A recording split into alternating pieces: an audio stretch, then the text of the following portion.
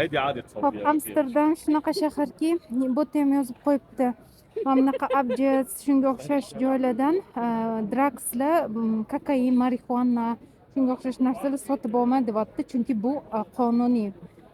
Bu yerda sotiladi deb, qonuniy joydan sotib ol deyapti.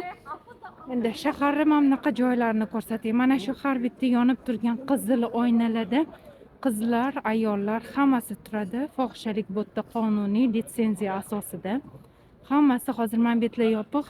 Bularning klienti bor. Mana bu yerlar ham polni yopiq klienti bor. Yo'lli yuzi oralar, ko'chalarning ichigacha hammasida shu holat.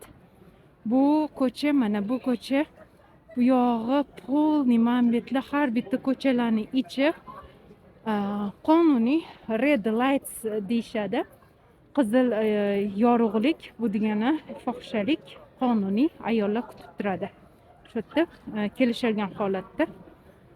Shu to'g'risini aytsam, hech ham bu tarafi hech ham yoqmadi. Lekin dunyoda bitta bir davlat narkotik hamma anaqaga ruxsat bergan, sotishga ham, iste'mol qilishga ham. Shahar havosini o'zigacha har xil narsa chidab bo'lmaydi, burnilarimgacha zo'rg'a yopib kelyapman.